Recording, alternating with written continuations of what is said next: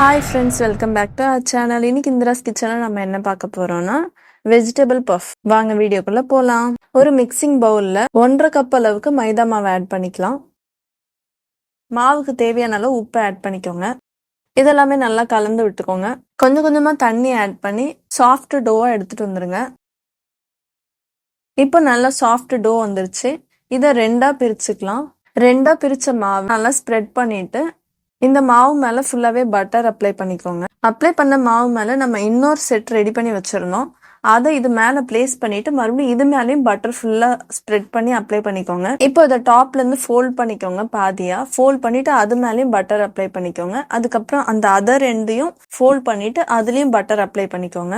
இந்த மாதிரி நல்லா அப்ளை பண்ணிட்டு இதை ஒரு 1 ஹவருக்கு ஃப்ரிட்ஜில் வச்சு எடுத்துக்கோங்க. ஒரு உருளைக்கிழங்க கட் பண்ணி வேக வச்சு எடுத்துக்கோங்க. பட்டாணியும் அதே மாதிரி பண்ணிக்கோங்க.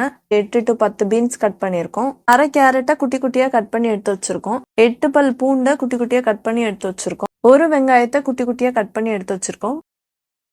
பேன் வச்சுட்டு கொஞ்சமா எண்ணெய் ஆட் பண்ணிக்கோங்க. எண்ணெய் ஹீட் ஆன அப்புறமா சோம்பு கொஞ்சமா ஆட் பண்ணிக்கோங்க. நம்ம கட் பண்ணி வச்ச கார்லிக்கை இதில் ஆட் பண்ணிக்கலாம். கட் பண்ணி வச்ச வெங்காயத்தையும் இதில் ஆட் பண்ணிக்கலாம். இந்த வீடியோ உங்களுக்கு பிடிச்சிருந்தா மறக்காம லைக், ஷேர் அண்ட் சப்ஸ்கிரைப் பண்ணுங்க. கேரட்டும் ஆட் பண்ணிக்கோங்க. பீன்ஸும் ஆட் பண்ணிக்கோங்க. இதை லைட்டா வதக்கிக்கோங்க. பச்சை பட்டாணியும் ஆட் பண்ணிட்டு நல்லா மிக்ஸ் பண்ணிக்கோங்க. 1/2 டீஸ்பூன் அளவுக்கு மஞ்சத்தூள் ஆட் பண்ணிக்கோங்க. 1/2 ஸ்பூன் அளவுக்கு தனியாத்தூள் ஆட் பண்ணிக்கோங்க. 1/2 ஸ்பூன் அளவுக்கு காஷ்மீர் சில்லி பவுடர் ஆட் பண்ணிக்கோங்க. கொஞ்சமா கரம் மசாலா ஆட் பண்ணிக்கோங்க. தேவையான அளவு உப்பு ஆட் பண்ணிக்கோங்க. நம்ம மேஷ் பண்ணி வச்ச பொட்டேட்டோவை இதில் ஆட் பண்ணிட்டு அதையும் நல்லா மிக்ஸ் பண்ணிக்கோங்க. கொஞ்சமா கொத்தமல்லி எடுத்து கட் பண்ணி கார்னிஷ் பண்ணிக்கோங்க.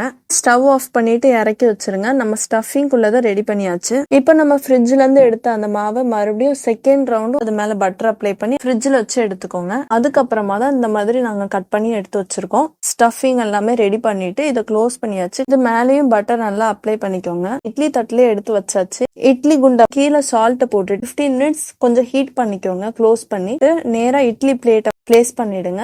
1 ஹவருக்கு அப்புறம் எடுத்தீங்கன்னா இந்த மாதிரி உங்களுக்கு வெஜிடபிள் பஃப் வீட்லயே ரெடி ஆயிடும். எனக்கு தெரிஞ்ச அளவுக்கு நான் பண்ணியிருக்கேன். நீங்களும் ட்ரை பண்ணி பாருங்க. எப்படி இருக்குன்றத கமெண்ட்ல சொல்லுங்க. நெக்ஸ்ட் வீடியோல பார்க்கலாம்.